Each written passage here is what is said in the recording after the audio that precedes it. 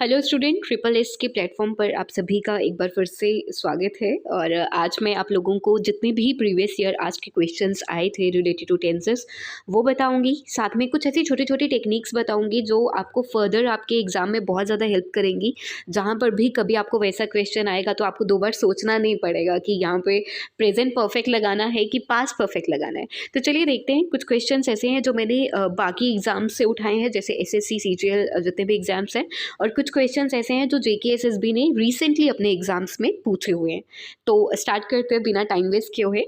First question है कि I have come to know that his father has died 3 days ago. ध्यान से देखिएगा क्वेश्चन को, 3 days अगो। आपको क्या करना है, आपको बताना है कि एरर कौन से पोर्शन में है। कुछ कुछ क्वेश्चन तो ऐसे आते हैं जिसमें सीधे डायरेक्ट बताना होता है कि कौन से पार्ट में एरर है, लेकिन कुछ कुछ क्वेश्चन में आपको लिखना भी पड़ता है कि एरर क्या है। अब ध्यान से देखिएगा यहाँ पे एरर कौन सा है। आप वीडियो को पॉज कर लीजिए, अपना गेस लगा लीजिए, उसके बाद मैं बता देती हूँ, फिर उसके बाद चीज़ें जो हैं वो थोड़ी सी ईजी हो जाएंगी। चलिए, बच्चे मोस्टली क्या करेंगे, यहाँ पे हैज़ डाइड की जगह क्या लिख लेंगे, हैड डाइड लिखेंगे। मैं एज अ टीचर के पर्सपेक्टिव से बता रही हूँ, मुझे पता है कि दिमाग में क्या चल रहा होता है, लेकिन यहाँ पे हैज़ डाइड नहीं आएगा, ना ही हैड डाइड आएगा। यहाँ क्या आएगा, सिर्फ आपका डाइड आएगा। अब ये डाइड मुझे कैसे पता चला और आप लोगों को दिक्कत कहाँ आई वो समझेंगे। जहाँ कहीं पर भी देखिए, इसके लिए आपको बेसिक टेंसेस पता होने चाहिए। तो यहाँ पर हम सिर्फ सवाल डिस्कस कर रहे हैं, टॉपिक डिस्कस नहीं कर रहे, लेकिन फिर भी छोटी छोटी टेक्निक्स देती जाऊंगी साथ साथ में। आप ध्यान रखिएगा, जहाँ पर भी आपको कभी भी एडवर्ब ऑफ पास्ट मिले, एडवर्ब ऑफ पास्ट, अब इसके लिए आपको ये पता होना चाहिए कि एडवर्ब ऑफ पास्ट होता क्या है, राइट। एडवर्ब ऑफ पास्ट हो गया जैसे आपका अगो हो गया, लास्ट वीक हो गया, लास्ट मंथ हो गया, ये सारी चीज़ें आपकी आती हैं एडवर्ब ऑफ पास्ट में। तो एक बार खुद भी सर्च कर लीजिएगा, गूगल कर लीजिएगा कि कौन कौन से एडवर्ब ऑफ पास्ट होते हैं, ठीक है। जहाँ पर भी आपको एडवर्ब ऑफ पास्ट मिले वहाँ पर हमेशा पास्ट इंडेफिनिट का रूल लगता है। क्या लगता है, पास्ट इंडेफिनिट का रूल। तो यहाँ पे हैज़ डाइड नहीं आएगा, हैज़ डाइड की जगह क्या आएगा, सिर्फ आपका डाइड आएगा, क्योंकि पास्ट इंडेफिनिट कहता है कि वर्ब की सेकंड फॉर्म लगाओ। क्लियर है।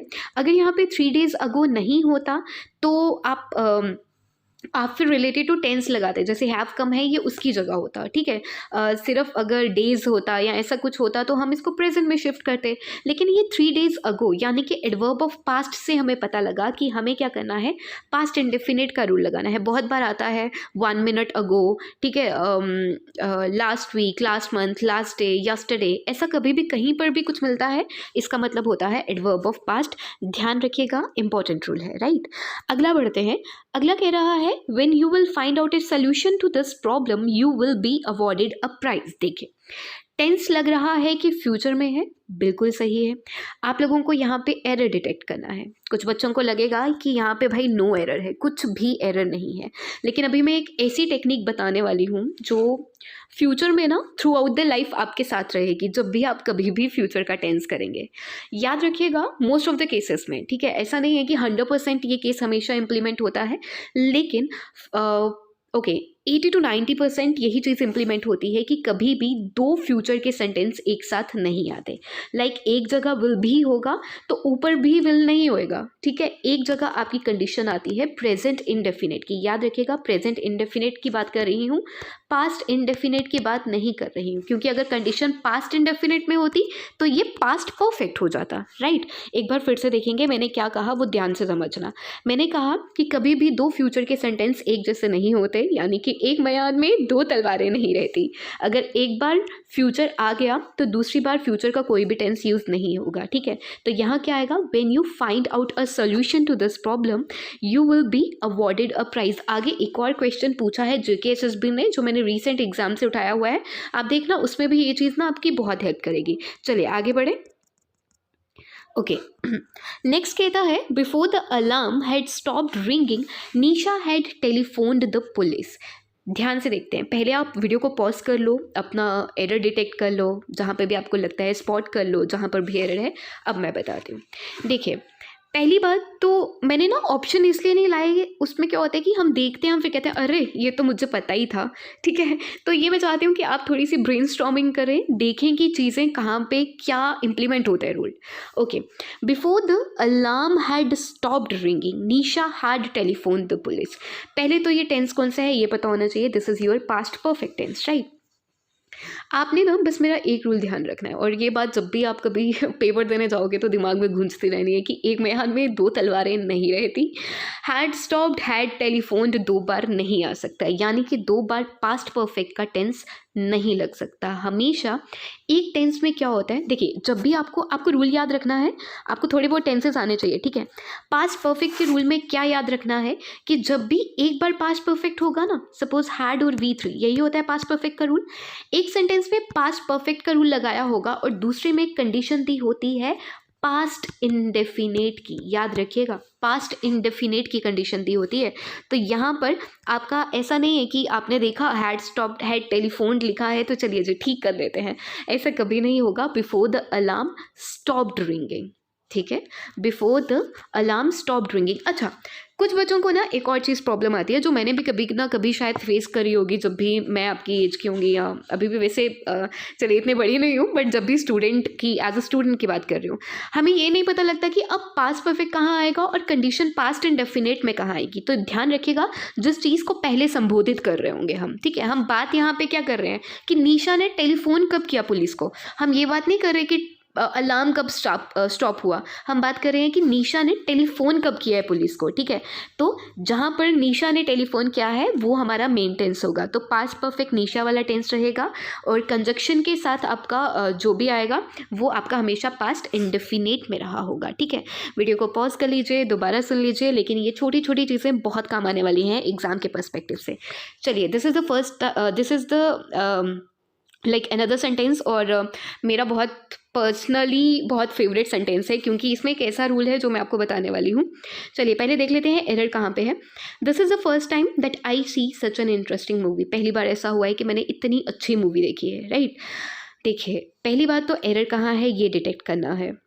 सेंटेंस सही लग रहा है ना, ऐसा लग रहा है कि चलो इज़ द भी है, प्रेजेंट भी है, आई सी भी लगा है तो प्रेजेंट है ना, लेकिन यहाँ पे एरर है आपके इस पोर्शन में। सेंटेंस आएगा that I have seen such an interesting movie, have seen. तीन चीज़ें ध्यान में रखनी है, बहुत इंपॉर्टेंट है, याद रखिएगा।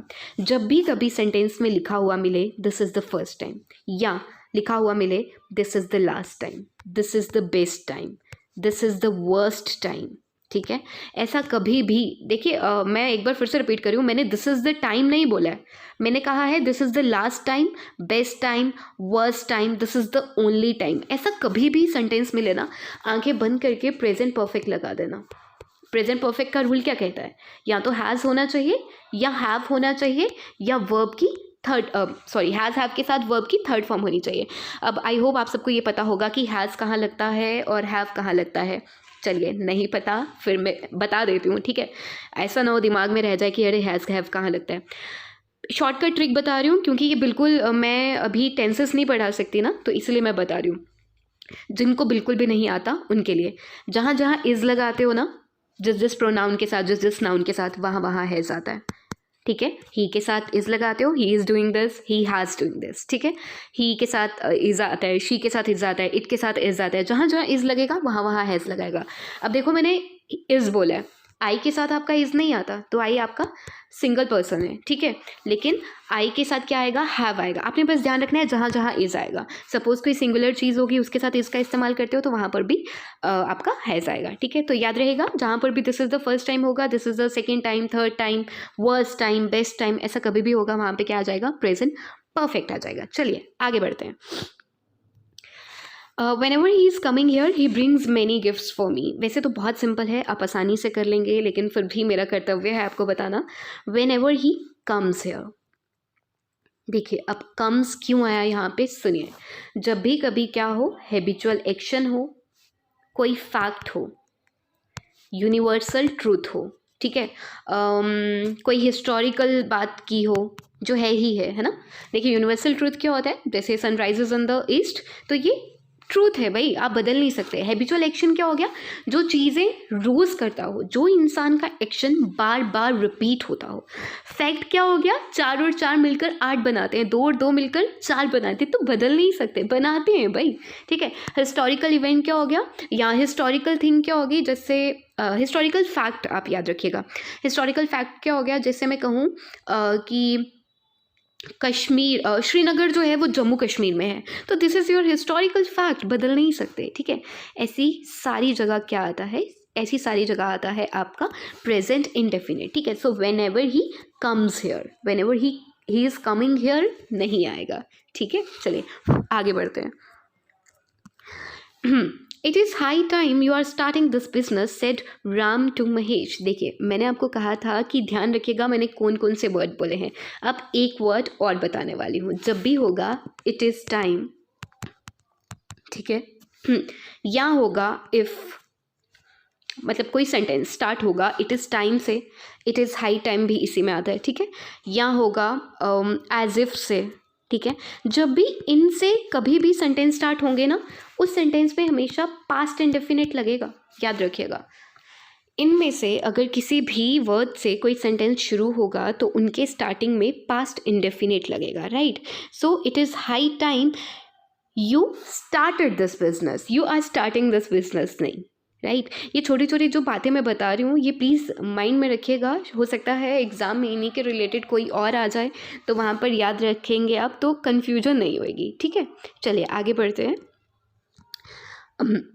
आई will let you know as soon as I will get any news in this regard. इसका आंसर ना आप लोग मुझे बताएंगे, क्योंकि मैंने अभी अभी आपको ऊपर ऐसा ही एक मिलता जुलता सेंटेंस करवाया है।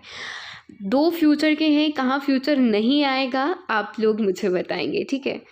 चलिए अगला देखते हैं।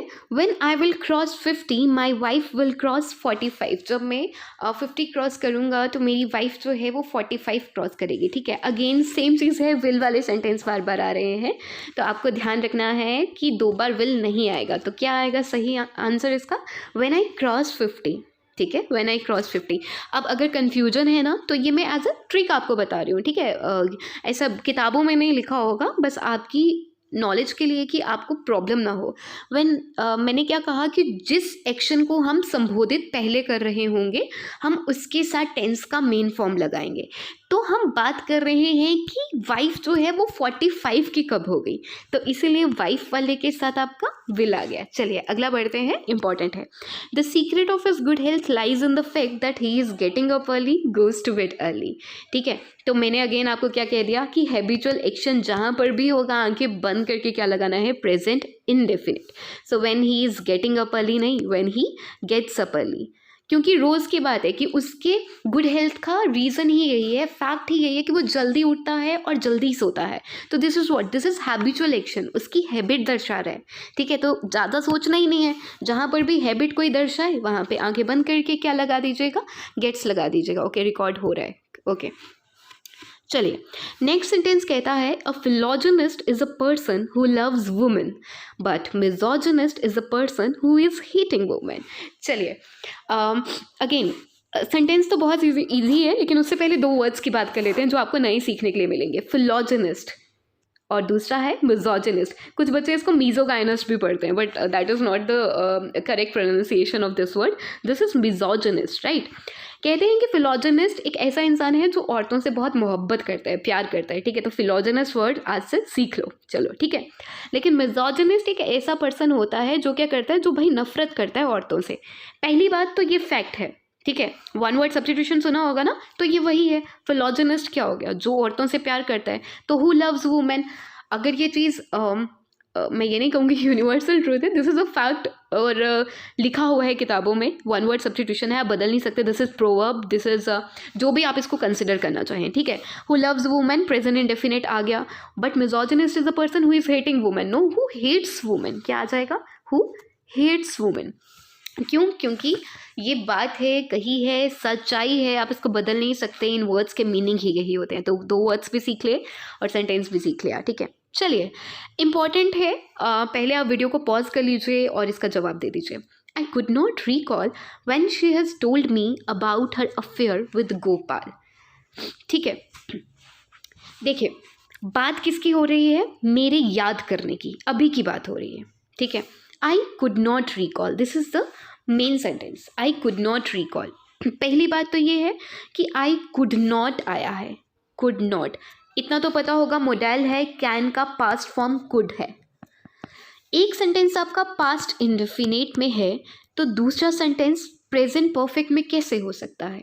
अगर एक सेंटेंस आपका पास्ट इंडेफिनिट में है तो आगे सेंटेंस भी क्या होगा आपका पास्ट परफेक्ट में होगा। तो when she had told me क्या आएगा, when she had told me. याद रखिएगा मैंने क्यों लगाया, क्योंकि यहाँ पे कुड है, अगर यहाँ पे कैन होता तो ये सेंटेंस सही था। क्लियर है, अगर यहाँ पे कैन होता तो सेंटेंस सही था, लेकिन इस कुड ने मामला ख़राब कर दिया। अब इस कुड की जगह यहाँ क्या आएगा, when she had told me. Exam में देख लीजिएगा उसने एरर कौन कौन से दिए हुए हैं। अगर उसने कैन का एरर दिया होगा तो कैन का मार्क करना है, हैड का दिया होगा तो हैड का मार्क करना है। ठीक है, ये तो कॉमन सेंस है, इतना आप लोगों को पता होगा।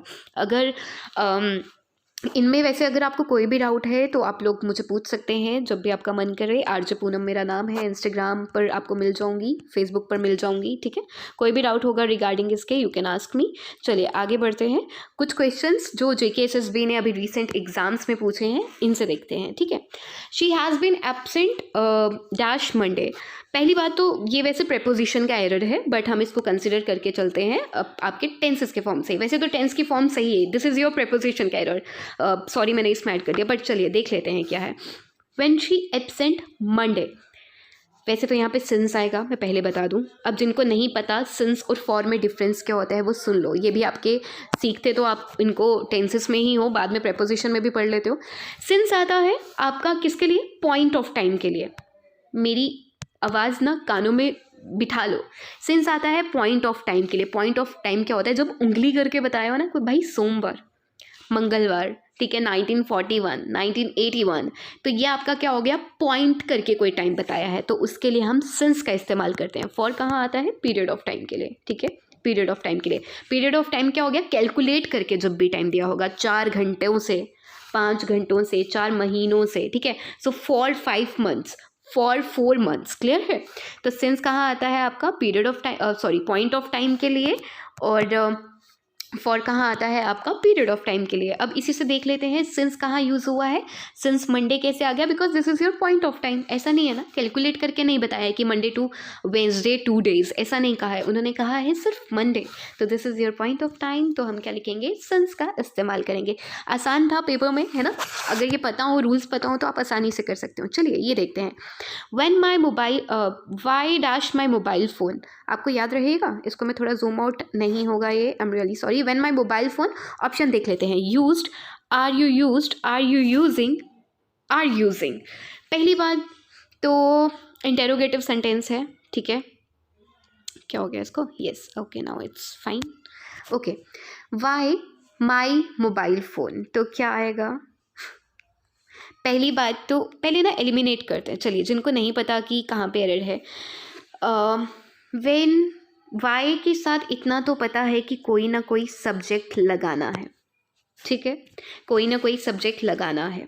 यूज्ड है तो हम, पहली बात तो यूज़ नहीं आएगा, सिंगल यूज़ नहीं आएगा। Why use my mobile phone, ये इनकरेक्ट सेंटेंस है। ठीक है, आपका सेंटेंस की फॉर्मेशन जो है वो सही नहीं बन रही। वाई आर यूजिंग भी कैंसिल हो गया, क्योंकि सब्जेक्ट कुछ ना कुछ आना है, किसी ना किसी को इंडिकेट कर रहे हैं। ठीक है, 2 ऑप्शन तो एलिमिनेट हो गए। अब आया आर यू यूज्ड और आर यू यूजिंग। पहले तो ये आपकी कॉमन सेंस से ही आपको पता लग जाएगा कि आर यू यूजिंग आएगा। ठीक है, दूसरी बात, आर के साथ यूज्ड कैसे आएगा, अगर मैं टेंसेस की बात कर रही हूँ, देखो एक्टिव पैसिव वॉइस का केस अलग है। ठीक है, वो जब हम एक्टिव पैसिव वॉइस पढ़ेंगे तो वहाँ पे आपको पता लग जाएगा कि कहाँ पे आर यू यूज लगाना है, लेकिन उसके लिए भी आपको एजेंट होता है बीच में। ठीक है, तो वो बाय के केस से पता लग जाएगा कि आर के साथ थर्ड फॉर्म आती है कि नहीं। आप उसमें मत जाइए फिलहाल, इतना अपने आप को कष्ट मत दीजिए अपने दिमाग को। फिलहाल बस इतना समझिए कि यहाँ पे आर यू यूजिंग आएगा, क्योंकि कंटिन्यूस की बात हो रही है कि भाई तुम मेरा मोबाइल क्यों यूज़ कर रहे हो। ठीक है, so why are you using my mobile phone. चलिए अगला देखते हैं, बस 2-3 और रह गए हैं। ठीक है, चलिए एक्टिव पैसिव वॉइस की बात हो रही थी, उसी का एक सेंटेंस आ गया, which dress is like by you. Which dress is like by you, ये JKSSB ने अभी रिसेंटली जो जूनियर JSC के पेपर हुए थे उनमें पूछा था। अच्छा, जिनको आता है बहुत अच्छी बात है। अच्छा, यहाँ पे ये देख लीजिए कि इसका आपको एक्टिव वॉइस बनाना है, ये ऑलरेडी आपका पैसिव वॉइस में है। ठीक है, थोड़े बहुत एक्टिव पैसिव अगर आपने पढ़े होंगे तो आप आसानी से कर लोगे। सेंटेंस में क्या है, एक्टिव वॉइस बनाने के लिए एक्चुअली ये सेंटेंस पहले से पैसिव में है, तो उन्होंने कहा है कि इसका एक्टिव वॉइस बनाना है। पहले तो सेंटेंस शायद ये गलत लिख दिया है, यहाँ पे लाइक्ड आएगा। ठीक है। Which dress is liked by you, क्योंकि हम पैसिव में हमेशा क्या करते हैं, वर्ब की थर्ड फॉर्म का इस्तेमाल करते हैं। चलिए अब देखते हैं, पहले तो एलिमिनेट करते हैं, ठीक है। अगर आप लोगों ने एक्टिव पैसिव थोड़े बहुत पढ़े हैं तो ही इसका आइडिया हो सकता है, लेकिन फिर भी मैं कोशिश करूँगी कि इसी से आपको चीज़ें जो हैं वो बहुत ज़्यादा क्लियर कर दूँ, ठीक है। पहला ऑप्शन देखते हैं कि विच ड्रेस डिड यू लाइक, नहीं आएगा। क्यों? यहाँ पे डिड है तो हमें पता है कि पास्ट इंडेफिनिट का रूल कहता है कि डिड की जगह क्या लगाओ, वॉज और वर, ठीक है। एक्टिव पैसिव में क्या लगाओ, वॉज और वर, तो डिड वाला तो कैंसिल हो गया। अगला कहता है which dress does you like, does तो नहीं आएगा, क्योंकि डज कहाँ कहाँ आता है, वैसे तो आपको ये पता होना चाहिए, जिसको नहीं पता है उसको बता देती हूँ। जहाँ जहाँ इसका इस्तेमाल करा था उन्हीं उन्हीं के लिए डज आता है, यानी ही शी इट के लिए आप डज का इस्तेमाल करते हो, बाकी सब के लिए आप डू का इस्तेमाल करते हो। क्लियर है। अगला कहता है डू यू लाइक्ड, पहले से डू के साथ V3 नहीं होगा क्योंकि हमने एक्टिव बनाना है, तो यहाँ पे तो बैलेंस नहीं हो रहा ना। लाइक्ड है तो आगे या तो हैव होता या हैड होता, ठीक है, क्योंकि लाइक्ड हमारे किस में आता है, पैसिव वॉइस में। पैसिव वॉइस में हम हमेशा V3 का इस्तेमाल करते हैं, याद रखिएगा। तो ये 3 तो एलिमिनेट हो गए, चौथा बचा ये वाला, तो यही सही है, ठीक है। आई होप थोड़ा सा क्लियर हुआ होगा, थोड़े बहुत पढ़े होंगे तो अच्छे से कर लोगे। ये एग्जाम में आए थे और मुझे लगता है कि इससे आसान नहीं आ सकता कुछ भी, ठीक है। चलिए अगला देख लेते हैं, द एयर डैश स्ट्रेंज, ठीक है। तो एयर क्या क्या आएगा, द एयर स्मेल स्ट्रेंज। इसके लिए ना आपको 2 कॉन्सेप्ट पता होने चाहिए, पहला आपका काउंटेबल नाउन का और दूसरा आपका अनकाउंटेबल नाउन का, ठीक है। चलिए आप लोगों से एक सवाल करती हूँ कि स्टार्स क्या है, काउंटेबल और अनकाउंटेबल। आपको मुझे इसका जवाब कमेंट सेक्शन में देना है, उसी के बाद मैं कल इसको कंटिन्यू करूँगी। चलो ऐसा करती हूँ, पहले तो आपको ये पता होना चाहिए कि यहाँ पे स्मेल्स आएगा, ठीक है। स्मेल नहीं आएगा, द एयर स्मेल्स स्ट्रेंज होता है, स्मेल स्ट्रेंज नहीं होता है, ठीक है। आपने मुझे बताना है कि स्टार्स क्या है, काउंटेबल हैं कि अनकाउंटेबल है। उसके बाद हम कल मैं ये कॉन्सेप्ट दोबारा लेकर आऊँगी, इसको थोड़ा और इलेबोरेट करके बताऊँगी कि ये कैसे आया। क्लियर है। चलिए अगला देख लेते हैं, ये भी रिसेंट एग्जाम में ही है। Jasprit Bumrah has taken dash cricketing world by storm, ठीक है। क्रिकेट फैंस के लिए कल एक दुखद न्यूज़ भी थी, आई होप आधों ने सुनी होगी। चलिए देख लेते हैं। अच्छा, इसमें क्या करना है, राइट फॉर्म ऑफ आर्टिकल का यूज़ करना है। आर्टिकल देख लेते हैं, द, नो आर्टिकल, अ और एन। पहले तो आपको ये पता होना चाहिए कि आर्टिकल्स क्या होते हैं, जिनको पता है गुड, जिनको नहीं पता है एक बार देख लेते हैं। Just give me a second. या आप में से बहुतों को ना ये भी नहीं पता कि अ कहाँ लगाते हैं, एन कहाँ लगाते हैं, तो इन शॉर्ट बता रही हूँ जल्दी से, ठीक है। एन कहाँ लगता है, वोवल्स की आवाज़ के साथ, ध्यान रखिएगा, वोवल्स की आवाज़ के साथ, ठीक है। अ कहाँ लगता है, कॉन्सोनेंट्स के साथ, कॉन्सोनेंट्स के साथ। अब वोवल्स की आवाज़ क्या होती है, हिंदी वालों के लिए आसान कर रही हूँ। हिंदी में स्वर सुने हैं ना, स्वर और व्यंजन, ये जो व्यंजन होते हैं ना, दिस इज़ योर कॉन्सोनेंट्स, और ये जो स्वर होते हैं ये आपके वॉवल्स होते हैं, ठीक है। तो जहाँ पर भी अ, आ, ई, उ, ए, ओ, इसकी आवाज़ सुनाई दे वहाँ वहाँ एन लगाना होता है। लेकिन उन्हीं चीज़ों में देखो, अ और एन डिनोट क्या करते हैं, सिंगुलर चीज़, इतना तो क्लियर है ना। अ और एन क्या डिनोट करते हैं, सिंगुलर चीज़। और डी कभी कभी प्लूरल के लिए आता है, कभी कभी नहीं आता, वो बात का जब आर्टिकल्स अच्छे से पढ़ोगे तब समझ आ जाएगा। इतना तो समझ आ गया, और एन क्रिकेट सिंगुलर के लिए यूज़ होते हैं, ठीक है। अब इस ऑप्शन की बात करें तो वैसे तो अगर आप लोगों ने आर्टिकल्स पढ़े होंगे कभी, तो उस रूल के अकॉर्डिंगली आर्टिकल कहता है कि भाई नेम ऑफ द स्पोर्ट्स जब भी होगा, जब भी किसी गेम का, किसी स्पोर्ट का नाम होगा, तो नो आर्टिकल यूज़ करना है, यही कहता है। सपोज अगर मैं कहूँ cricket is my favourite sport, तो वहाँ पे क्या आ जाएगा, नो आर्टिकल। लेकिन इस आर्टिकल के अकॉर्डिंगली यहाँ पे क्या आएगा, आपका डी ऑप्शन टिक होगा। अब डी ऑप्शन कैसे टिक होगा वो समझेंगे। देखिए, Jasprit Bumrah has taken the cricketing world by storming. याद रखिएगा कि जब सिर्फ क्रिकेट की बात हो रही होगी ना, सिर्फ क्रिकेट की बात हो रही होगी तो नो आर्टिकल लगेगा। लेकिन क्रिकेट एज एन इवेंट की बात हो रही होगी, ठीक है, क्रिकेट एज एन इवेंट की बात हो रही होगी, मतलब क्रिकेट को किसी चीज़ से जोड़ दिया होगा। यहाँ पे क्रिकेटिंग वर्ल्ड की बात हो रही है, क्रिकेट की बात नहीं हो रही, क्रिकेट की दुनिया की बात हो रही है, ठीक है।